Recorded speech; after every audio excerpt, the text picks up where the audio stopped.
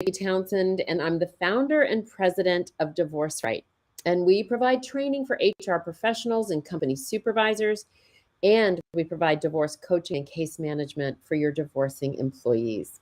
And at Divorce Right, we tackle the biggest disruptor in your company, and that is divorce.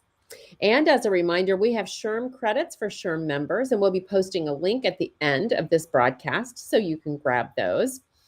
And today we have another expert that provides relief for your divorcing employees. Today, please meet my friend Jill Barnett Kaufman.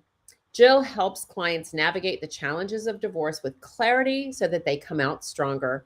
Her experience with divorce and co-parenting gives her tremendous empathy and understanding for her clients' struggles. She is extremely experienced in the field of divorce parenting and families. In addition to being a divorce coach, a licensed therapist, and a parent educator, Jill is also a trained divorce mediator. She was on the Speakers Bureau of Parents Anonymous and founded Female, a support advocacy group for mothers. Jill has worked with many people who are in your employee's situation and understands exactly what they're going through. And she has the experience to help your employees. So welcome, Jill. Thank you so much for being with us today. Thank you, Vicki, for having me and for that great intro. Oh, I'm so glad that you're here today because the timing of this conversation today is about co-parenting, and it's perfect as we are here in the holiday season. It's always a challenge for parents, particularly for the parent that's home alone. And I've been that parent. On my first Christmas after my divorce, I did not have my kids for the first time on Christmas morning, and it was horrible for me. I was depressed. It was the first day I'd ever gone to the movies, that everybody says that they go to the movies on Christmas Day. I'd never done that. I was just missing my children. So you're that expert in all things co-parenting. So what are some of the biggest challenges that divorced parents face, both during the holiday season and not? So I think one of the biggest challenges is not having your children, because you're used to having your children in your house sleeping every night, and then you go into a situation where maybe you have them 50-50, maybe it's 60-40, but you're going to go nights without having your children and days without seeing your children. And that is one of the hardest things for parents. Parents do so many things to try to not have that happen, but it's inevitable, and in most cases, and it's really something that you have to kind of plan for. I like that you went to see a movie by yourself, because that's exactly what you should do. You should spend time doing something that is going to make you happy, being with family and friends or doing an activity. And it's hard to get used to that because you're so used to doing everything with your children, every holiday with your children, especially. And it really can be lonely for Oh, it parents. was so lonely. I went and saw, to get this, will tell you how long ago. I saw Vanilla Sky with Tom Cruise, and then I saw the first, what was the trilogy, the ones with the hobbits? Oh, The Hobbit. That wasn't The Hobbit, but it was the one after, Yeah, when it started the right, trilogy, whatever that right. was. And I was miserable. I was not happy. I just wanted to, stick sticks in my eyes. But I knew that sitting at home was not going to be a good choice for me, for Right. sure. Exactly. And, Christmas is hard because not a lot of things are open, but most days, you can do a lot if you don't have your children. And what I really try to work with people on is how to figure out what makes them happy and what they want to put into their life in this extra time that they have. Because what most people realize is that there are good things you can do with that time. There's really amazing, activities or friends or family or things that you never had a chance to do since you've had children that you can start doing. And if you don't, a lot of people I ask, so what makes you happy? And they don't know, they don't have an answer. They don't Mm. remember what it was like before children. And they really have to start thinking about it differently and start realizing that, I have to put something in my life or else I'll be lonely. And the other thing is really starting to like spending time alone and not feel lonely. And that's a big transition that it's amazing once you do it, because you don't get sad when you get your time alone. You get excited because you're like, oh, I like it. This is what I want to do. I want to do X, Y, Z. And it becomes such a positive thing as opposed to a negative thing. And that's important, because instead of focusing on how sad, your life has become, it really is an opportunity to, like you said, go to a pottery class, or, go learn how to dance, or, do those things that you've always wanted to do. The holidays, however, like you said, things are closed. Yeah. So, it's good to, I think, to go over. I did both of those with different sets of friends. One was kind of for lunch. We did a lunch. And then the next thing, when I went down to Miami to see that trilogy movie, why can't I recall the name of it? But it was nice. We had dinner. And so I really occupied myself that day so that I didn't really think about how sad I was. And I thought that was probably, a good idea. At least it was for me. Yeah, I was invited to someone's house for Christmas. It was my son's friend's parents, and I had never been invited, but she found out I had nothing to do for Christmas, so she invited me. And it was actually really fun. I mean, I'm Jewish, so I didn't really celebrate Christmas, and it was such a nice way to spend the time, because they were very sweet about it. And people, a lot of people don't want to talk about that they're lonely or they're going to be alone, but if you do talk about that, you'll be surprised. You might get some invitations. Yeah, and some friends that are really, really supportive. And I think that's what happened to me. My friends knew I was going to be alone. They knew that I was going to be depressed, and they, said, "Nope, you're not today. We're going to occupy you." And they did. And I was so grateful for that. So how do you think that maybe somebody could, because this is going to show up at work? They're going to come to work. They're not going to be happy. They didn't have a great Thanksgiving. They were alone, or they're projecting and can see what's going to happen with them during Hanukkah is coming up, and Christmas or Kwanzaa, or however you celebrate. This is an intense month of holiday traditions. So as an employee or an employer, how can they support their divorcing employees as they try to get through this co-parenting arrangement? So, first of all, if the employee doesn't say anything about it, you really can't, Right. come up to them and force them to talk about it. So you really have to wait until, I mean, you can check in with them how you're doing, but you have to wait until the employee shares it with you. But if an employee does share it with you, it's something that you want to be very careful not to give a ton of advice. You want to be a support, and you can listen to your employee. You can say, "Oh, I'm so sorry. Is there anything I can do, to help or support you?" And if they do feel like talking to you,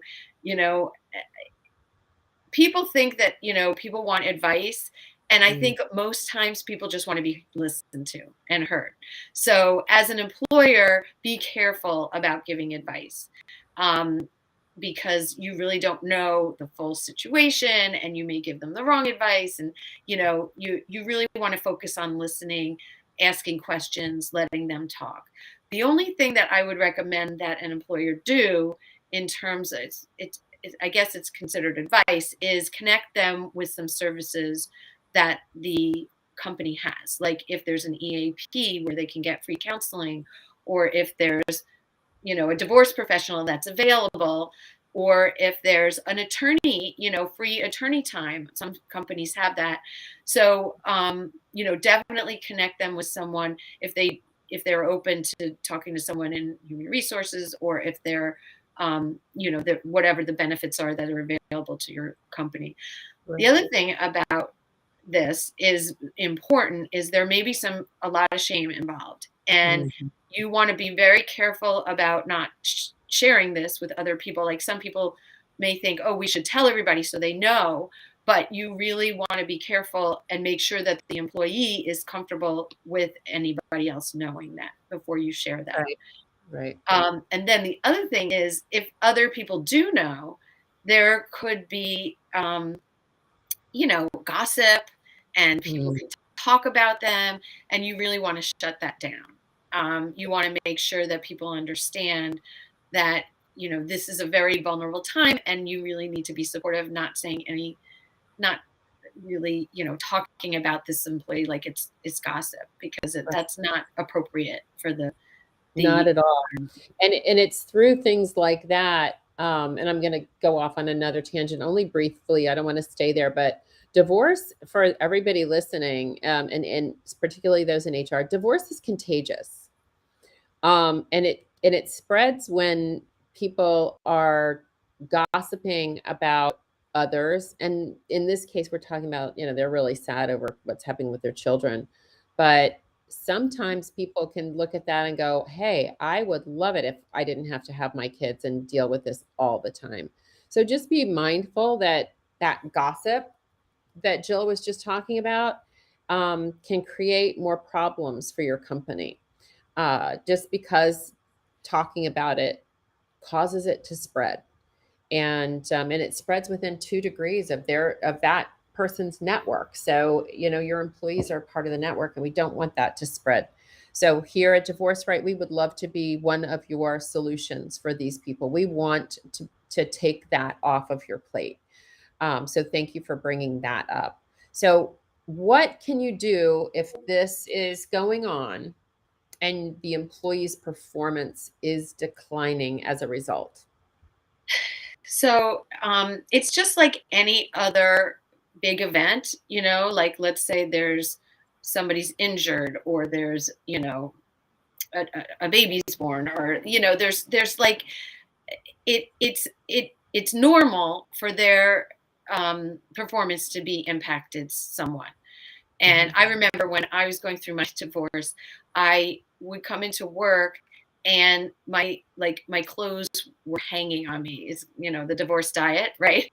Right. So one of my colleagues thought I was like sick, or I had some kind of illness, and and I explained to her what was going on.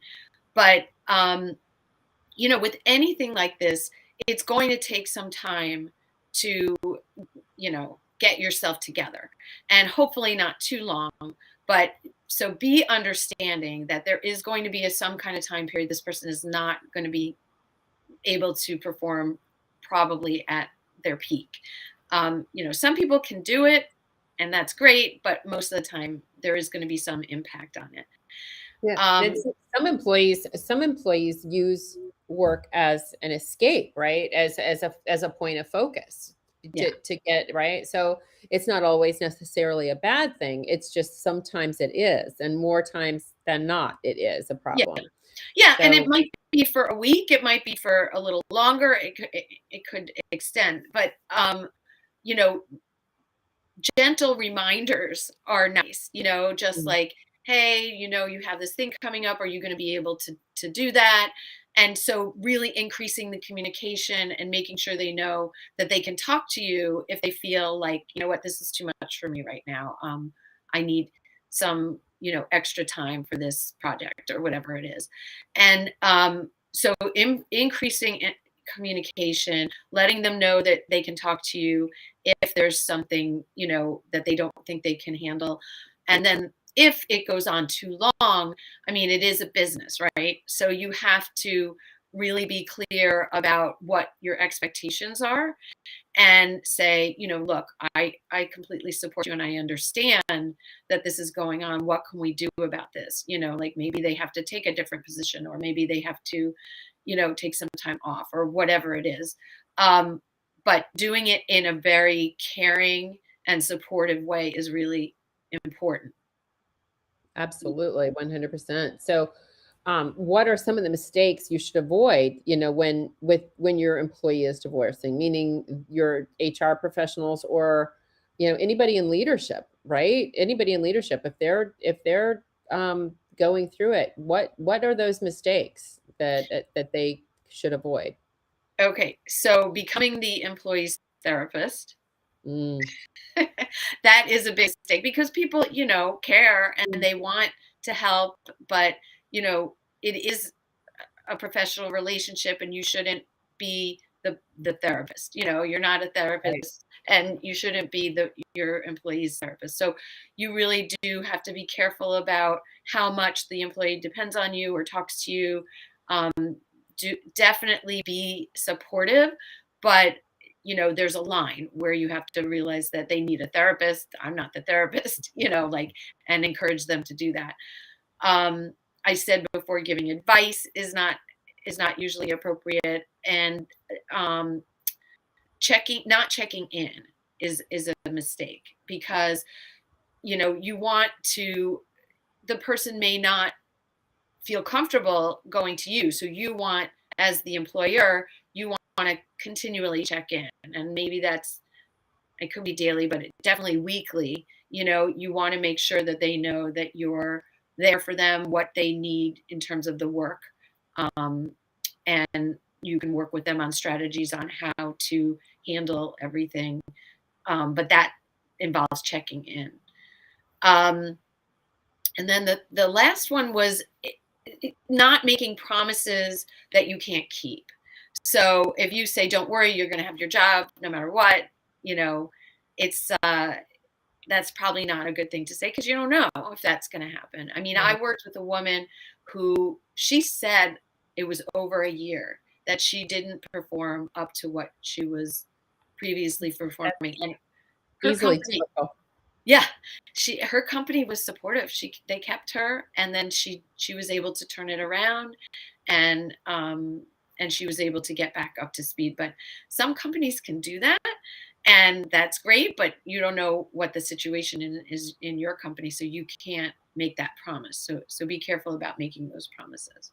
I think that that's a very good thing to remember because, and also there are, it's really important, I think, for the employer to um, have some, for, like a psychological safety in their culture so that these people can come and talk about it as opposed to those that try and hide it. And I think that that's where there's a real big problem when the culture of the company doesn't support those employees. So they're hiding it and they can't talk and they can't let you know what's going on. And you can't fix something that you don't know. So if you don't know that this is going on and their performance is really dying, they're out the door because there's not been that culture of a psychological safety where they can go to somebody and without fear of retribution.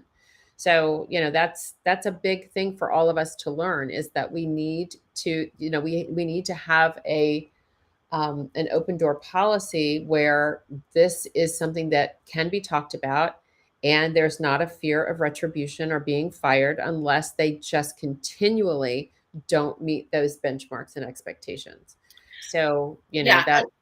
and with divorce, I think it's a little different than other things because there is that shame. Mhm. So that an employee may not want to share that and may do everything in their power to hide that. And Right. you really want to tell the employee that, look, if something's going on at home, it's I am here to talk about it with I'm not as a therapist, but as we can make this work if you can feel comfortable sharing. And there's nothing that you can't tell me that I won't already be able to handle. Do you know what I Right. mean?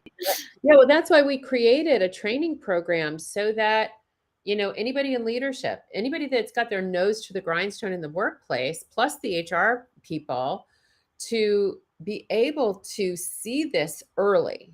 Because the earlier you can intervene and the earlier you can get your employee the support, hopefully it's with us with Divorce Right, where we can come in and just take your employee by the hand and give them some direction and guidance on how they can make this better.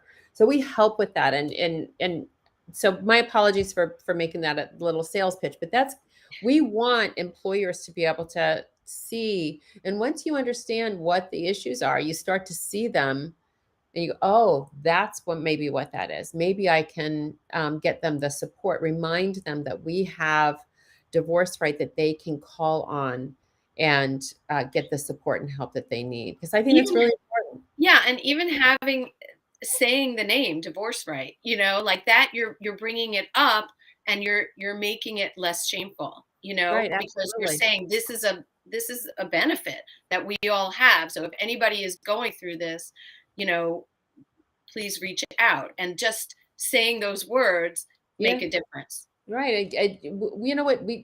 I want to make it very clear. We don't advocate for divorce. We No. just advocate for divorce done right for that family.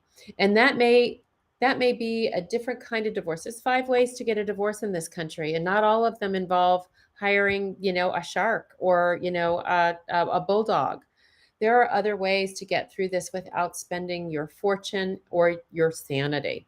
Yep. And we would love to help. So, last question for you is, how can HR executives be creative with solutions for their divorcing employees as they co parent their children? So, when you're co-parenting, you're going to have a schedule, right? I just had a client who their soon to be ex asked for a change of schedule. So he now has to change his work schedule. So being flexible with scheduling is really key, because, there are a lot of complications when you're co-parenting. It might be your day, you only get a certain amount of days. You don't have the other parent to be, okay, I'll take this time and you'll take next time. You have to be the one to pick up the child if they get sick, or bring something if you have to attend something at the school. So really, flexibility is amazing. Working from home, now that with COVID, that's so much more accepted. And so if you can be flexible with that part of the time, that's really really really helpful. But like, every situation is different, so I would actually talk to your employee and ask them to, let you know what would be a good solution. So you could brainstorm with them on, what is what is an issue, and how you can be creative. And then, also, I think that there are so many ways you can connect people to solutions outside of the company. And, the EAP, like I mentioned, Divorce Right, a therapist, um, different people who divorce coaches, obviously, but Right. people who can help them as they're going through this. And if you can get those connections and be creative about it, I mean, it's obviously not an employer's responsibility to get them a therapist, but, like, there's lots To of remind them, say, "Hey, we have this available to you. right. Here are some of the benefits that we have here at the company." And I want to remind everybody that's listening that there was a recent report. It was in an HR magazine in the UK. They did a study over there, and they found that 10% of divorcing employees quit within a year of their divorce. And if you're in a small or medium-sized business, you are 4 times more likely to lose them than the average, employer that has just a catalog of benefits. So, if you have a small and medium-sized business and you have this come up, you are more likely to lose a valuable team member. And I know that right now, hiring and recruiting, for certain positions. We are talking to a company now where, they can't afford to lose one person in quality control, not one. And so keep their marriages happy, right? Make sure that they're right. I mean, they Yeah, I can't mean, if you afford can it. prevent that, that's the best. But Right, exactly. yeah, In early intervention, if we can just get people to understand that as soon as those little signs start to show, we can get in there and get those people on track with a plan, feeling supported, guided, with direction. They can take a breath and go, okay, at least I've got now I know what I need for my divorce. It may not be the same plan for your divorce or anybody else that's listening, but it's a plan. And they can feel, some sort of, okay, I know now where my journey is going to take me and what Yeah. that journey is going to look like. I mean, Vicky, that is so, I don't think people who haven't been through divorce truly understand the point you're trying to make. And because most people, and I did this too, will just hire an attorney and Right. then let the attorney just take control. And Yep. that is why your services and divorce coaching services are so key, because when you hire an attorney and just go through the attorney, it's so much more money and so much more conflict You have than no idea. yeah, I do. Yeah, I I know do. you do. I'm going to tell you that you know what I did? I wrote my retainer check, and in my mind, I like closed my eyes and I said, and I like kissed the check and I said, please God, let this be the right decision. And I handed $5,000 retainer and on a wing and a prayer, hoping that this was a good decision. I ended up spending about $15,000 to $18,000 more than I should have, just because I hired people in the wrong way.